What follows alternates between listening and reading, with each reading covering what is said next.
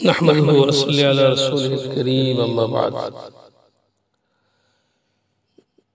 فقد قال الله تعالى في كلامه المجيد وفرقانه الحميد ألف لام ميم ذلك الكتاب لا ريب فيه هدى للمتقين الذين يؤمنون بالغيب ويقيمون الصلاة ومما رزقناهم ينفقون الحمد لله মহান আল্লাহ রাব্বুল আলামিনের রাস্তায় দ্বীনের পথে খরচ করতে পারা এটা বহুত বড় সৌভাগ্য। খরচ করার ফজিলত এবং কোন পথে খরচ করা ভালো এই বিষয়ে সংক্ষিপ্ত কিছু আলোচনা করব।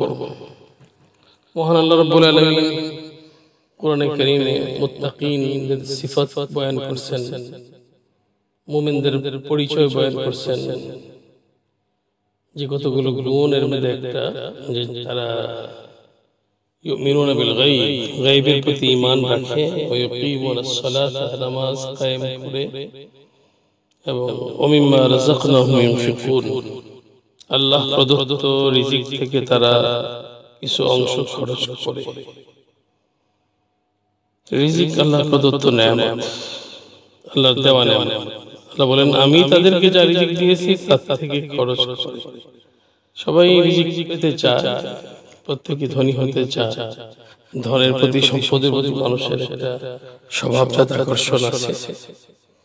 আল্লাহ তাআলা প্রত্যেকের প্রতি আকর্ষণ দিচ্ছেন, কিন্তু সবাই ধনী হতে পারে না। আল্লাহ বলেন আমি তাদেরকে যা রিজিক দিয়েছি, রিজিক দেনেওয়ালা আল্লাহ। মাল আল্লাহ আমাদেরকে দিয়েছেন, মূলত মালিক তিনি।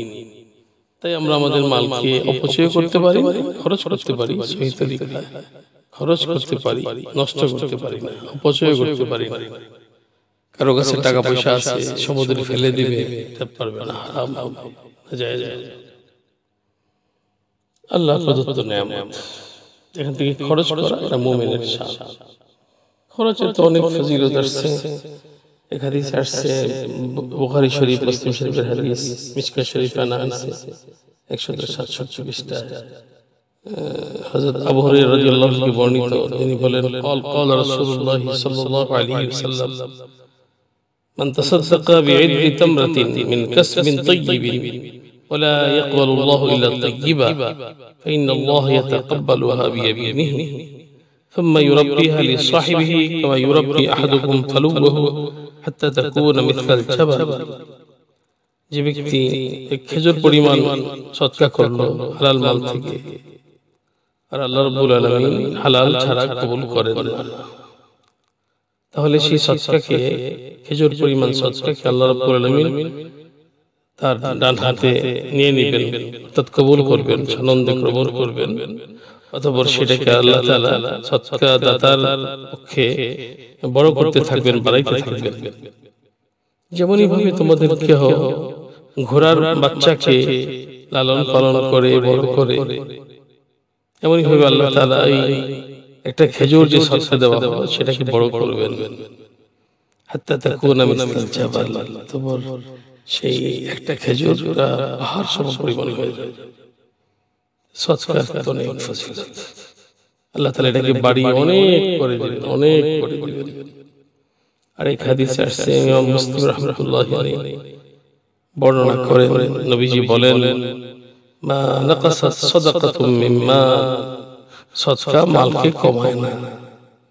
যদিও দেখা যাচ্ছে 1 লাখ টাকা দিয়ে দেওয়া হলো, 2 লক্ষ টাকা দিয়ে দেওয়া হলো, পরিমাণ তো কমে গেল, কিন্তু এটা কমে না, মানে বরকত কমে না, আল্লাহ বরকত বাড়িয়ে দেন। ওমা সাদাল্লাহু আবদান বিআফবিন ইল্লা ইহসান, ক্ষমা করলে আল্লাহ বান্দাকে ইজ্জত বাড়িয়ে দেন, অবশ্যই ইজ্জত বাড়িয়ে দেন। তাহলে ক্ষমার দ্বারা ইজ্জত বাড়ে, সদকার দ্বারা মাল বাড়ে, মানে মালের মধ্যে বরকত আল্লাহ বাড়িয়ে দেন। অনেকে আছে অনেক টাকা দিয়েও জরুরত পুরা করতে পারে না, অনেক হয়তো টাকা পয়সা নষ্ট হয়, খরচ হয়। কেউ কেউ এমন আছে যে অল্প টাকা দিয়ে সব জরুরত পূর্ণ হয়ে যায়। এটা হলো বরকত। বরকত হলো ফায়জানুল খায়রাতিল ইলাহিয়া, খোদাই কল্যাণের আধিক্যতা। এই জন্য যখন একজন মুমিন বান্দা আল্লাহর রাস্তায় সদকা খয়রাত করবে, আল্লাহ তাআলা অবশ্যই এতে বরকত দিয়ে দিবেন। আর এছাড়া তো আর অনেক ফজিলত আছে। হযরত আনাস রাদিয়াল্লাহু আনহু থেকে বর্ণিত, নবীজি বলেন, ইন্না সাদাকাতা লা তুতফিউ গাযাবার রাব্বি ওয়া তাদফাউ মিতাতাস সাউ। তিরমিজি শরীফের হাদিস। সদকা আল্লাহর ক্রোধকে মিটিয়ে দেয় এবং অপমৃত্যুকে প্রতিহত করে। ক্রোধকে মিটিয়ে দেওয়া। আল্লাহ অনেক সময় গুনাহের কারণে বান্দা নারাজ, বান্দার প্রতি আল্লাহ নারাজ হন। বান্দা যখন সদকা করে আল্লাহর গজব কেটে যায়। ঠিক তেমনি ভাবে অপমৃত্যু থেকে, খারাপ মৃত্যু থেকে আল্লাহ তাআলা সদকার উসিলায় হেফাজত করেন। কত বড় একটা ফজিলতের বিষয়। এরপরে ইমাম আহমদ ইবনে হাম্বল রাহমাতুল্লাহ আলাইহি হাদিস উল্লেখ করেছেন, সেখান থেকে মিশকাত শরীফের মধ্যে হাদিসখানা 170 নম্বর পৃষ্ঠায় আনা হয়েছে। মারসাদ বিন আব্দুল্লাহ তিনি বলেন যে আল্লাহর রাসূলের সাহাবাদের থেকে একজন আমাকে হাদিস শোনাইছেন যে তিনি নবীজি থেকে বলতে শুনেছেন, ইন্না জিল্লাল মুমিনি ইয়াউমাল কিয়ামাতি সাদাকাতুহু। কিয়ামত দিবসে মুমিনের ছায়া হলো তার সদকা। তাছাড়া সাতপ্রকার লোকদেরকে কিয়ামত দিবসে বিশেষ ছায়া তলে ছায়া দেওয়া হবে। তার মধ্যে ওই ব্যক্তি যিনি রাজুলুন তাসাদ্দাকা বিসাদাকাতিন হাত্তা আখফাহা, তাসাদ্দাকা বিসাদাকাতিন সদকা করেছে বিয়ামিনিহি ফাআখফাহা, যে লুকিয়েছে সদকা করেছে, আল্লাহ তাআলা তাআলামা শিমালুহু মা তুনফিকু ইয়ামিনুহু, যে বাম হাতেও জানে না ডান হাতে কি খরচ করেছে। এখানে ওই সদকা দিয়ে মানুষের সামনে প্রকাশ করা না করে গোপনে সদকা করারই ফজিলত। কখনো কখনো আবার উৎসাহ দেওয়ার জন্য অন্যরা যেন দেয়, সেক্ষেত্রে আবার প্রকাশ্যে সদকারও ফজিলত আছে। তারপরে সদকা দাতা ফেরেশতার দোয়া পায়, এক হাদিসে আসছে, আবু হুরায়রা রাদিয়াল্লাহু আনহু বর্ণিত, বুখারী মুসলিম শরীফের হাদিস, মিশকাত শরীফ 164 পৃষ্ঠায় আছে। قال رسول الله صلى الله عليه وسلم ما من يوم يصبح العباد فيه إلا ملكان ينزلان فيقولان أحدهم اللهم أعط منفقا خلفا، يقول الآخر اللهم أعط ممسكا تلفا। প্রত্যেক দিন সকাল দুজন ফেরেশতা নাযিল হয়। একজনে বলে আল্লাহুম্মা আতি মুনফিকান খালাফা, হে আল্লাহ খরচকারী ব্যক্তিকে আপনি বদলা দেন, মানে আবার তাকে বাড়িয়ে দেন, সম্পদ দেন। এবং অপরজনে বলে আল্লাহুম্মা আতি মুমসিকান তালাফা, হে আল্লাহ যে মালকে জমা করে রাখে তাকে আপনি ধ্বংস করে দেন, মালের বরকতকে নষ্ট করে দেন। তাহলে যে দান করলো তিনি ফেরেশতার দোয়া পেল।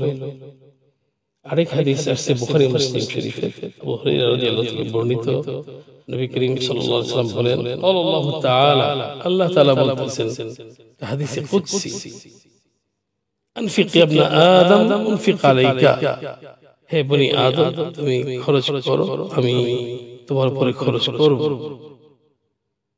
তুমি দান করো, আমি তোমার উপরে খরচ করব। আরেক হাদিসে আসছে হযরত আবু হুরায়রা রাদিয়াল্লাহু আনহু থেকে বর্ণিত, নবী করিম সাল্লাল্লাহু আলাইহি ওয়াসাল্লাম ইরশাদ করেন, আস-সাখিয়্যু করিবুম মিনাল্লাহ করিবুম মিনাল জান্নাহ করিবুম মিনান নাস বাঈদুম মিনান নার। যে দানশীল ব্যক্তি সে আল্লাহর নিকটবর্তী, দানশীল ব্যক্তি আল্লাহ তাআলার নিকটবর্তী, জান্নাতেরও নিকটবর্তী, মানুষেরও নিকটবর্তী, অর্থাৎ মানুষ তাকে ভালোবাসে। বাঈদুম মিনান নার, মানুষ থেকে জাহান্নাম থেকে সে দূরে, আল্লাহ তাআলা তাকে জাহান্নাম থেকে দূরে রাখবেন এই দানের ওসিলাতে। আর ওয়াল বাখিলু বাঈদুম মিনাল্লাহ বাঈদুম মিনাল জান্নাহ বাঈদুম মিনান নাস করিবুম মিনান নার। আর যে ব্যক্তি বখিল, কৃপণ, আল্লাহর রাস্তায় খরচ করে না, সে ব্যক্তি আল্লাহ থেকে দূরে, জান্নাত থেকে দূরে, মানুষ থেকে দূরে, কিন্তু জাহান্নামের নিকটবর্তী। ওয়ালা জাহিলুন সাখিয়ুন আহাব্বু ইলাল্লাহি মিন আবিদিন বখিলিন। আর জাহেল,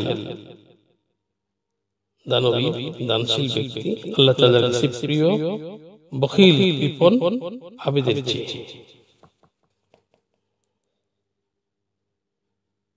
এজন্য দানশীলতা এটা আল্লাহ তাআলার কাছে অত্যন্ত প্রিয়। দান খয়রাত আমরা কোথায় করব? সেক্ষেত্রেও ইলম লাগে। কখনো দেখা যায় যে কেউ এমন কাজে খরচ করে যেটা নেক না, আর যাদের দিনের সমাজ আছে তারা নেক কাজে খরচ করে, সেক্ষেত্রে অনেকে বোঝে না যে নেকের স্তর কোনটা বেশি কোনটা কম। অনেকে যেমন মসজিদে অনেক সময় দেখা যায় যে কোরআন শরীফ অনেক আছে, এরপরে কোরআন শরীফ কিনে দিয়ে যায়, মনে করি কোরআন দিলাম আল্লাহ তাআলা, কত জায়গায় থেকে যায় পড়ে অনেক কোরআন শরীফ আমাদের জামিয়া মসজিদে আছে বা বিভিন্ন মসজিদে দেখা যায়, এগুলো বছরেও পড়ার সুযোগ হয় না, নষ্ট হয়ে যায়। এই জন্য ওলামায়ে কিরামদের থেকে মাসলা জানতে হবে কোথায় খরচ করলে যেখানে প্রয়োজনটা বেশি, যার দ্বারা ফায়দা বেশি হয়, সেক্ষেত্রে খরচ করাটা বেশি। মসজিদ এটা খরচ করার একটা জায়গা, মাদ্রাসাও খরচ করার জায়গা। ঠিক তেমনি ভাবে গরিব দুঃখীদের জন্য থাকার জায়গা করে দেওয়া হলো, এটা খরচ করার জায়গা। কোনো জায়গাতে মানুষ রাত্রে থাকতে পারে না, কষ্ট হয়, সেখানে রাত্রেবেলা থাকার জন্য একটা জায়গা দিয়ে দিল, সেটাও সব হবে। কিন্তু সবচেয়ে বেশি ইম্পর্টেন্ট হইল যে দ্বীনি প্রতিষ্ঠানের মধ্যে খরচ করা। এখানে তো থাকারও জায়গা হইল, দ্বীনেরও চর্চা হইল। তাছাড়া সকল দ্বীনি খেদমতের উৎস হলো এবং চালিকা শক্তি হলো মাদ্রাসাগুলো।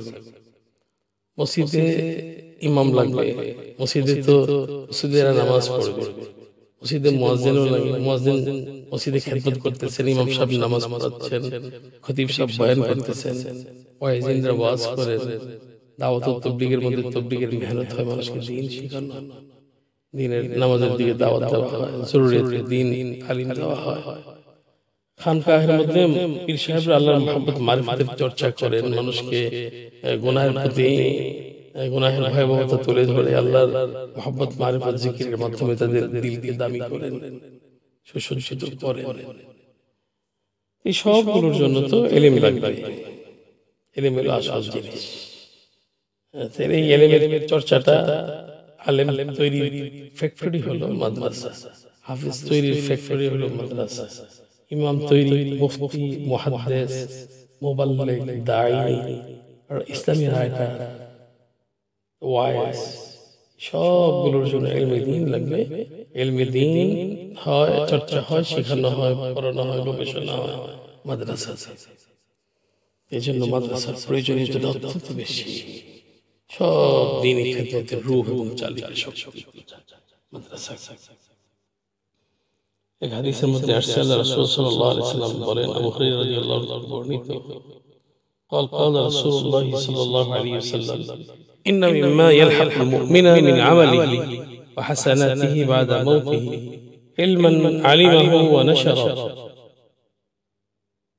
وولدا صالحا تركه أو مصحفا ورثه أو مسجدا بناه أو بيتا لابن السبيل بناه أو نهرا أجراه أو صدقة أخرجها من ماله في صحته وحياته تلحقه بعد موته।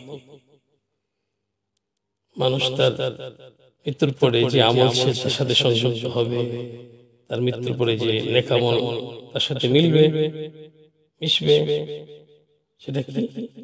ওই ইলমে দ্বীন যে শিখলো এবং মানুষকে তার প্রচার ও প্রসার করলো, এবং নেক আমল, নেক সন্তান রেখে গেল, ওয়ালাদান সালিহান, নেক সন্তান। নেক সন্তান পিতামাতার জন্য দোয়া করবে, নেক আমল করবে, এই সন্তান নেক হলো তো পিতামাতার ওসিলা, তার তালিমে বরকত, তালিমে তারবিয়ত, যেন এটাও পিতামাতারই আমল। অথবা কোরআন শরীফ ওয়ারিসদের জন্য রেখে গেলেন, অথবা মসজিদ বানাইলেন, অথবা মুসাফিরদের জন্য কোনো ঘর বানাইলেন, সেখানে মুসাফিররা থাকে, অথবা নহর জারি করলো, পানির ব্যবস্থা করে দিল, অথবা তার মাল থেকে তার সুস্থতায় তার জীবদ্দশায় সৎকার করে গেল, যার সব তিনি তার মৃত্যুর পরে পাবেন। এখানে এই কতগুলো আমাদের কথাও বলা হয়েছে। ঠিক তেমনি ভাবে প্রথমে যে বলা হয়েছে ইলমান আলিমাহু ওয়া নাশারাহু, ইলমের কথা বলা হয়েছে, শিখলো, শিখাইলো।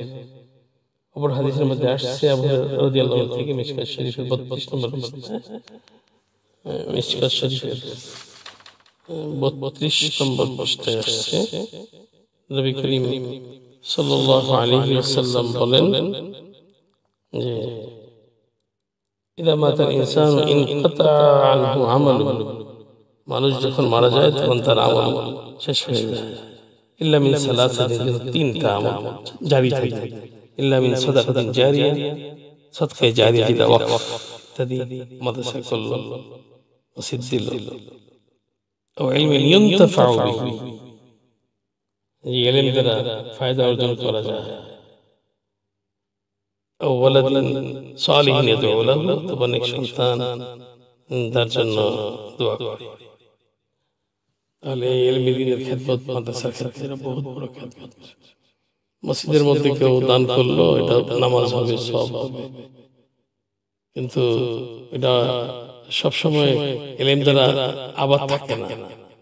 মাদ্রাসা হামেশা আল্লাহর মেহেরবানিতে ছাত্র থাকতেছে, আর সেখানে কোরআন পড়তেছে, ফিকহ পড়তেছে, ইলমি দ্বীনের চর্চা হইতেছে। এটা অনেক বড় উঁচা আমল। আমরা দোকান থেকে গিয়ে সাবান, তারপরে বিভিন্ন জিনিস, চা পাতা, চিনি, এগুলো নিয়ে আসি, দোকানের মধ্যে এগুলো বিক্রি হয়, কিন্তু এগুলো তৈরি হয় না, আলাদা ফ্যাক্টরি আছে। ওলামায়ে কেরাম, বিভিন্ন ওলামায়ে কেরাম তৈরির ফ্যাক্টরি হলো সেই মাদ্রাসা। যদি সহি মাদ্রাসা না থাকে তাহলে ইমাম পাওয়া যাবে না, হাফেজ সাহেব পাওয়া যাবে না, বয়ান করেওয়ালা পাওয়া যাবে না, মুসলমানদেরকে কোরআন তালিম দেনেওয়ালা পাওয়া যাবে না, ফতোয়া দেনেওয়ালা পাওয়া যাবে না, হাদিসের চর্চা করনেওয়ালা, দাওয়াত ও তাবলীগের মেহনত করনেওয়ালা পাওয়া যাবে না, ইলম ছাড়া তো দাওয়াত দেওয়া যাবে না, তাবলীগ করনেওয়ালা পাওয়া যাবে না, ইসলামী রাইটার পাওয়া যাবে না। এই জন্য এই মাদ্রাসার মধ্যে খরচ করতে পারাটা, ছাত্রদের ঘর নির্মাণ করা, বাসস্থানের ব্যবস্থা করে দিতে পারে, অনেক অনেক আল্লাহ তাআলা তৌফিক দান করেন। যার যতটুকু সামর্থ্য আছে সেই হিসেবে দেবে। কেউ হয়তো দিতে পারেন, কেউ হয়তো দিতে পারেন না, কিন্তু ব্যবস্থা করে দিতে পারেন। ব্যবস্থা করে দিতে পারাটাও একটা বহুত বড় বিষয়। এই হাদিসের মধ্যে আসছে আদাল্লু আলাল খাইরি কাফাইলি, কল্যাণের দিকে যারা দিক নির্দেশনা করে তারা এমন যেমন নাকি স্বয়ং তারাই কল্যাণের কাজটা করলেন। একবার নবী করিম সাল্লাল্লাহু আলাইহি ওয়াসাল্লাম সদকা করতে বললেন, পরে একটু বিলম্ব হয়েছে, একজনে প্রথমে কিছু নিয়ে আসছেন, ব্যাগ নিয়ে আসছেন, পরে দেখা গেছে যে একবারে মানুষ সদকা করা শুরু করে দিয়েছে। পরে দেখা গেল যে রাবি বর্ণনাকারী বলেন, আমি খাদ্যের এবং কাপড়ের জন্য স্তূপ দেখলাম, নবীজির চেহারা দেখলাম যে একবারে মানে খুশি হয়ে গেছে, চমকাই দিয়েছে। নবীজি বললেন, মান সান্না ফিল ইসলামি সুন্নাতান হাসানাতান ফালাহু আজরুহা ওয়া আজরু মান আমিলা বিহা মিন বাদিহি মিন গায়রি ইয়ানকুসা মিন উজুরিহিম শাইউন। ইসলামে যে ভালো জিনিস আবিষ্কার করলো, তৈরি করলো, তাহলে যিনি করলেন তার জন্য তার সওয়াব, এবং পরবর্তীরা যারা সে মোতাবেক আমল করলো তাদের সওয়াব তিনি পাবেন, তাদের পরবর্তীদের সব থেকে কমিয়ে দিয়ে নয়, বরং তাদের তো পুরোটা আছেই। এবং যিনি প্রথমে করলেন দেখা দেখি অন্যরা করলেন, অন্যদেরকে যা দেওয়া হবে প্রথম ব্যক্তিকে তা দেওয়া হবে, নিজের সবটা তো আছে। ঠিক তেমনি ভাবে মান সান্না ফিল ইসলামি সুন্নাতান সাইয়্যাতান, যে কোনো খারাপ কাজ করলো, খারাপ জিনিসের প্রসারণ ঘটাইলো, কানা আলাইহি ফিজরুহা, এটার গুনাহ তো তার হবেই, وزر من عمل بها من بعده من غير أن ينقص من أوزارهم شيء ঠিক পরবর্তীতে যারা এই অন্যায় কাজটা গুনাহের কাজটা করলো তাদের গুনাহটাও তার উপরই হবে তাদের গুনার অংশ কমায় দেওয়া হবে যারা করছে তাদেরও গুনাহ হবে যে প্রথম তরিকা আবিষ্কার করলো তারও হবে এজন্য নিজে যদি কেউ দ্বীনি কাজ করতে পারে আলহামদুলিল্লাহ সেরা সব পাবেনি অনেকে আছে আল্লাহ তাআলা মালাকা দিয়েছেন যোগ্যতা দিয়েছেন সাংগঠনিক মেজাজ বুঝিয়ে দিয়েছেন নেতৃত্ব দেওয়ার যোগ্যতা আছে মানুষের কাছে বলার যোগ্যতা আছে বলে দিলেন ওনার বেশি সম্পদ নাই উনি 1 লাখে দিলেন কথার কথা উনি এমন লোকের কাছে পৌঁছে গেছেন যার মাধ্যমে 1 কোটি এসে বসছে 10 লক্ষ 20 লক্ষ আসছে 10 জন লোকের কাছে বললেন 10 করে 1 কোটি চলে আসছে এর দ্বারা একটা দ্বীনি প্রতিষ্ঠান হয়ে গেল এই প্রতিষ্ঠানের মধ্যে যতদিন পর্যন্ত ছাত্ররা থাকবে লেখাপড়া করবে নামাজ পড়বে কোরআনের তালিম হবে ফিকহের তালিম হবে সবটার সব তিনি প্রথমে এই দিক নির্দেশনা দিলেন কালেকশন করলেন তিনি সবের ভাগী হবেন আল্লাহ তাআলা যাকে কবুল করেন মহব্বত করেন তাকে তার দ্বীনের মধ্যে ব্যবহার করেন এইজন্য আমরা আল্লাহর দ্বীনের কাজে সহায়ক হই এবং মনটাকে ছোট রাখি ইখলাসের সাথে করি অনেক সময় ফাসিক ফুজ্জারদের তারাও দ্বীনের খিদমত হয় কবুল হওয়ার দলিল কবুল যেন হয় এইজন্য আল্লাহর দিকে আমরা মুতাওয়াজ্জহ থাকি এক সাহাবী নবীজির সাথে জিহাদ করতেছিলেন পরে নবীজি বললেন যে সে তো জাহান্নামী যিনি শুনছেন এদের মধ্যে থেকে যারা শুনছেন এক সাহাবী ঘাবড়িয়ে গেলেন পরে আয়েশা তিনি আল্লাহর রাসূলকে শোনাইলেন আল্লাহর রাসূল আপনি যাকে বলছেন যে জাহান্নামী আমরা তো ঘাবড়িয়ে গেছিলাম পেরেশানিতে পড়ে গেছিলাম আমি সচক্ষে দেখলাম যে আল্লাহর রাসূল হে আল্লাহর রাসূল আপনি তো আল্লাহর রাসূল কি ব্যাপার যে আল্লাহর রাসূল আমি তো ঘাবড়িয়ে গেছিলাম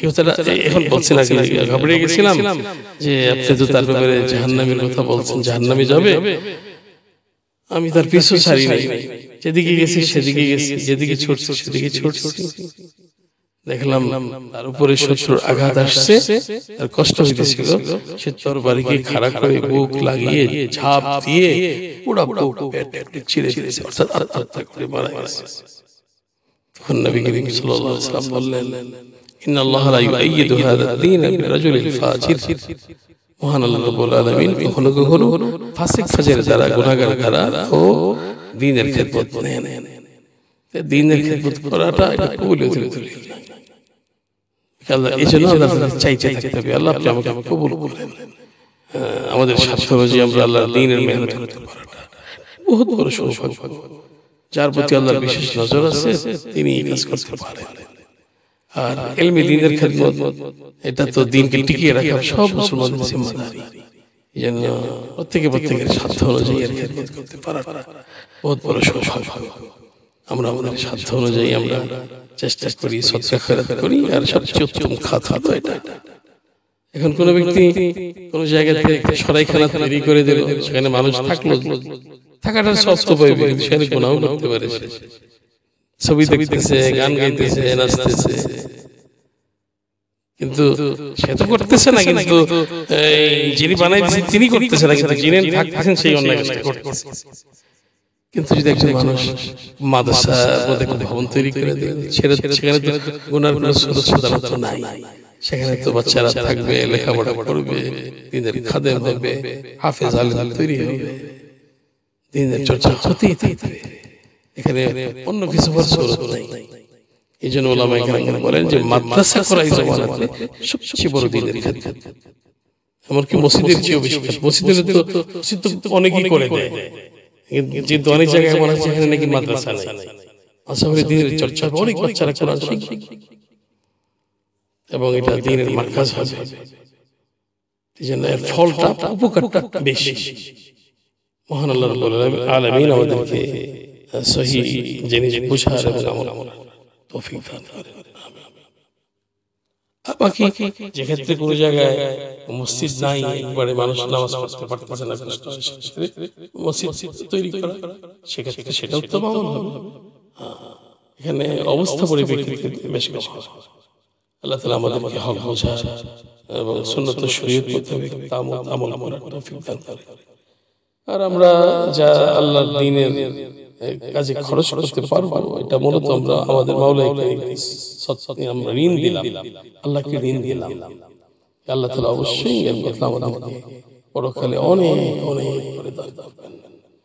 আল্লাহ তাআলা আমাদেরকে প্রত্যেককে ইখলাস ও কবুলিয়তের সাথে দ্বীনি খিদমতে আমাদেরকে ব্যবহার করতে থাকেন।